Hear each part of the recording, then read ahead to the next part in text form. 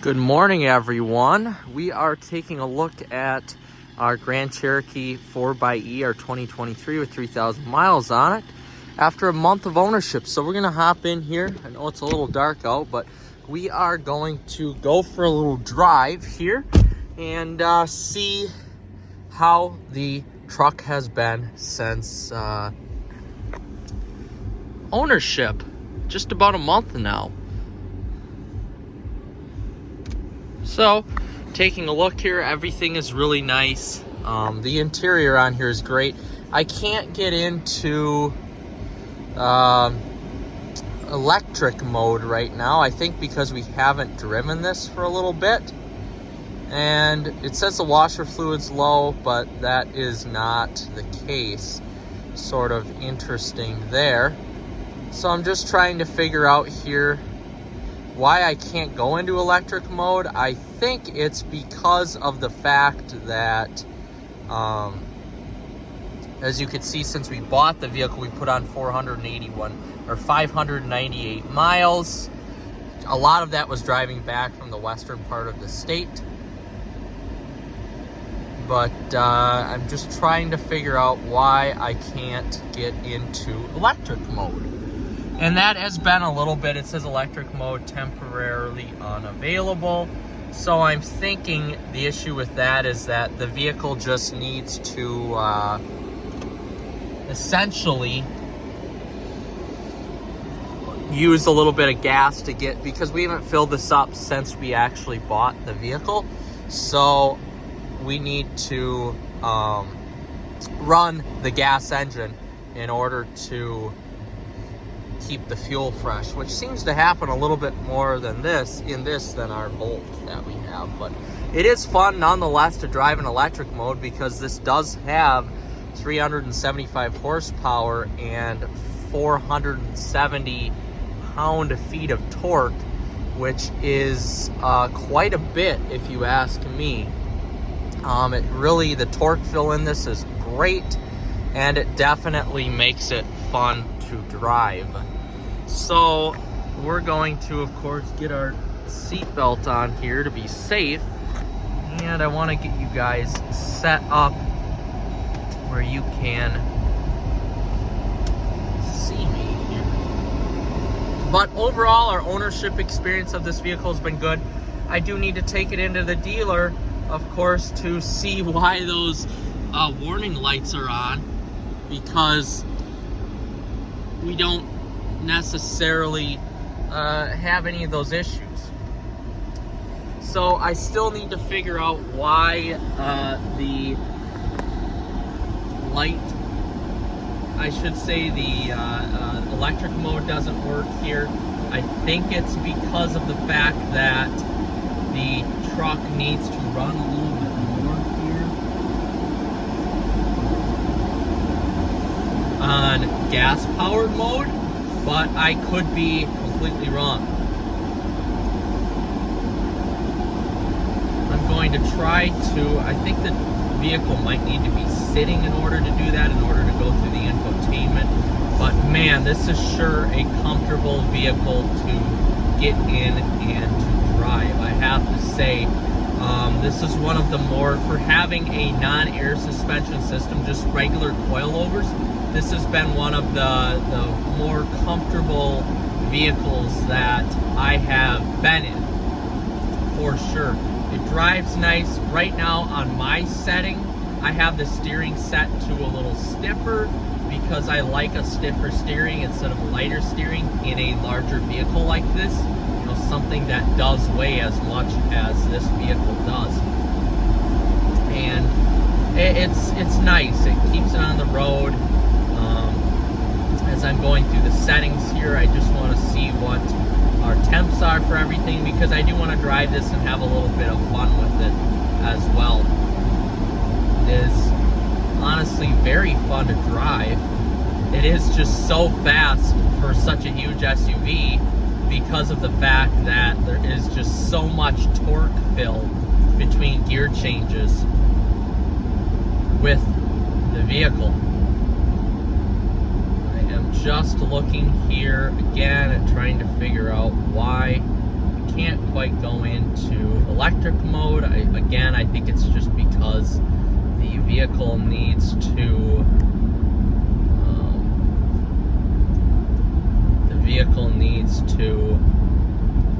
go through and run its gas out.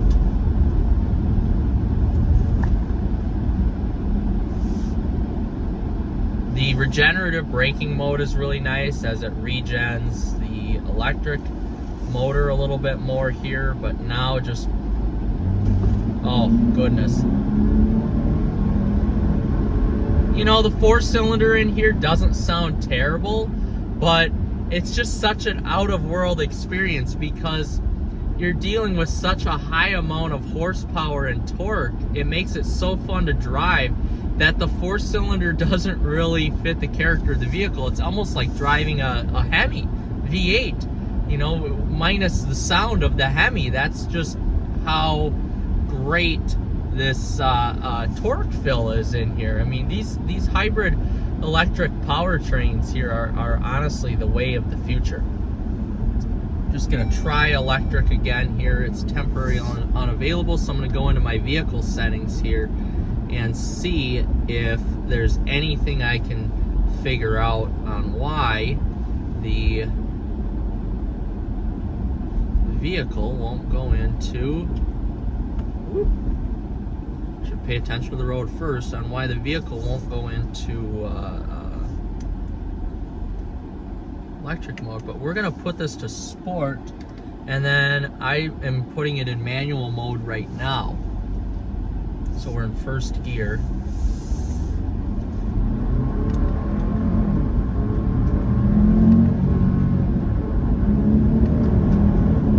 Wow, it's quick.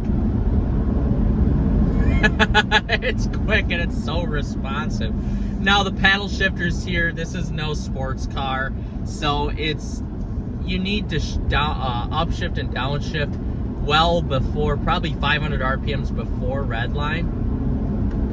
Goodness gracious, the amount of torque even in fifth gear right now is unbelievable. If I start at fifth gear at 2,500 RPMs at 46 miles an hour, it's fast. It's very fast. The electric power is nuts in this thing. Oh my goodness, it is so fun. It's just such an interesting experience, and it makes it so fun to drive. Now, our 1 month ownership here, we haven't had any issues with this except for the fact that right now we haven't driven this a lot lately, so we are dealing with the fact that we can't get into electric mode, and now we are dealing with just the hybrid powertrain, which is okay, but I want to run this on electric mode to get the most out of its potential, what it's made for. But we're gonna do a roll from 2,000 RPMs at 7th gear. Oh my goodness, the amount of torque again that this has is just out of this world. It's crazy. Oh my gosh. Oh man, yeah, it's definitely fun to drive. I was in a Grand Cherokee L yesterday, a Summit Reserve, and it was nice to drive, but it had the V6, so it was slow. But I almost appreciate this powertrain more because it just has so much more power, and it feels like it's more of a luxury experience. You know, when you pay that kind of money for a vehicle, you expect it to be fast and luxurious, especially if you're spending $80,000 on a truck. It's crazy. So this, essentially this vehicle does it in its 4xe powertrain, and it does it really, really, really well, I do have to say, because of the fact that it's, you know, using both a gas engine and the battery pack. It makes it pretty dang fun to drive. Mind you, it is 8 below out this morning too, so it is very, very, very cold. And we're downshifting here. not super fast. There's about, I don't know, half second to 3/4 second delay between gear shifts, but again, that's not what this vehicle is for. I'm just thankful that they put some sort of driver engagement in the actual vehicle so they make it fun to drive, which is a must. Now as we take off, wow, woo!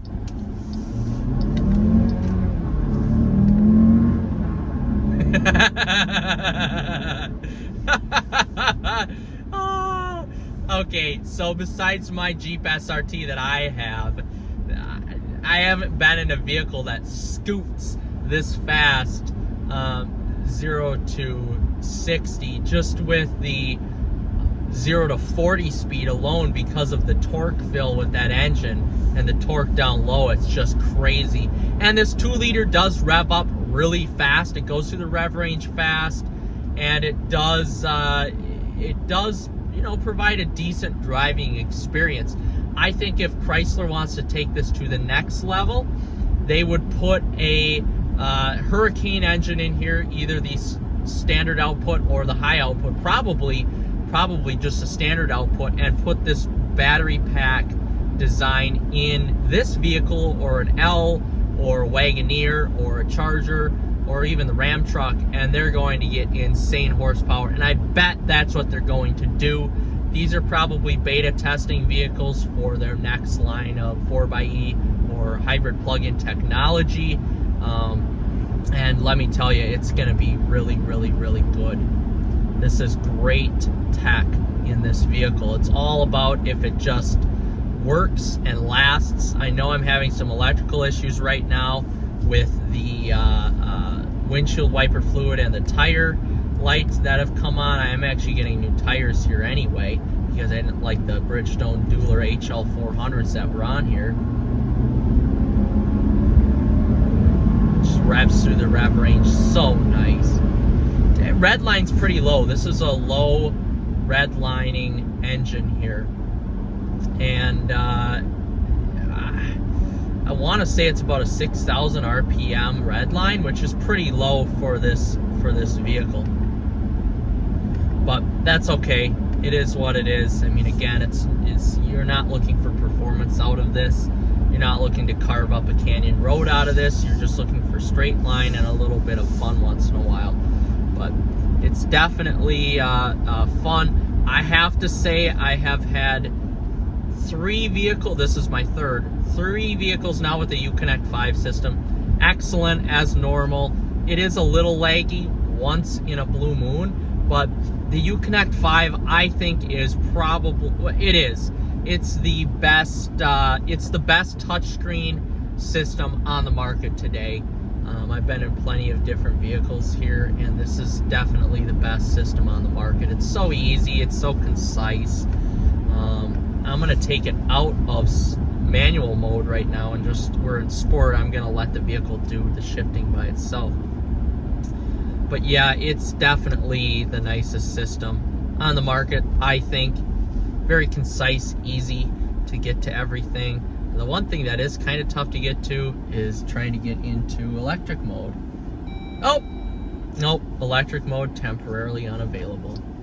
So I'm gonna figure that out when I get to the course.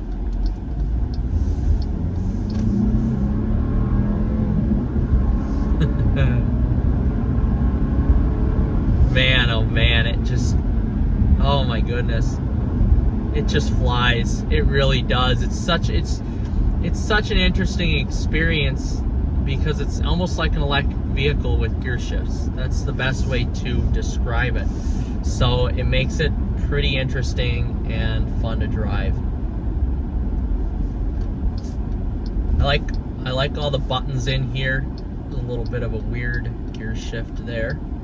I like all the buttons in here. I like that Stellantis is going back to, oh, I might actually just run over something. I don't think that was a gear shift. Man, oh man, it just rips.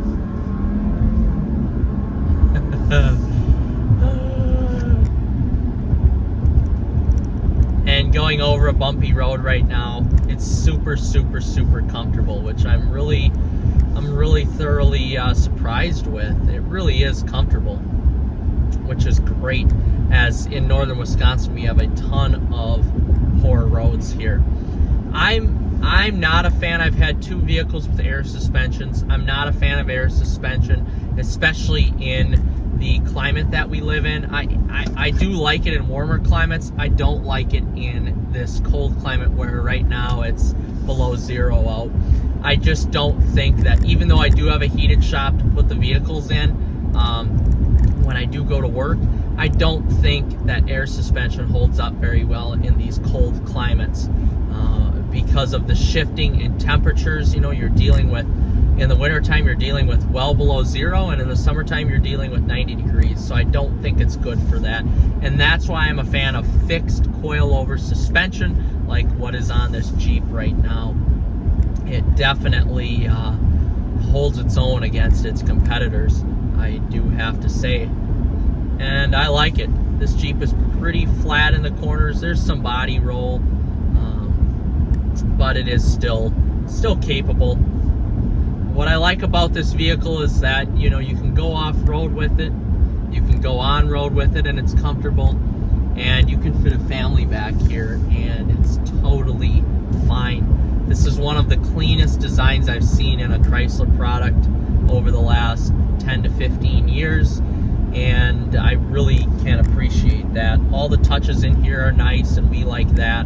I like the digital display. I personally like the Chrysler system with the analog gauges and the middle instrument cluster being digital. I don't necessarily like a full digital display, but that's just me. I would rather have analog gauges still. Otherwise, this digital display is great. It fits nice into the dash as well. The sound in here is great. I'm a huge fan of the Alpine system. I had that in my 2017 Night Edition, my Ram truck that I had, and I wish Stellantis would use more Alpine in their vehicles. The Harman Kardon I'm not a huge fan of. The Macintosh is very nice. I do have to say that. That is a nice system. Now we're going to take this corner with some gusto.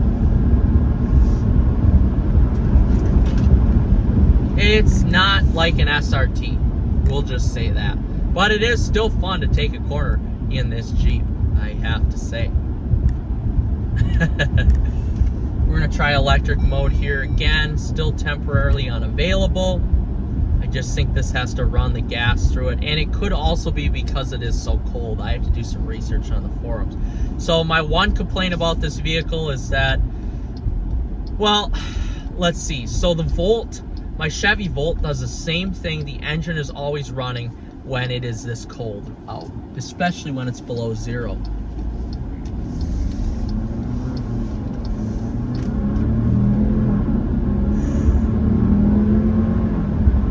Man, the torque fill in this is nuts.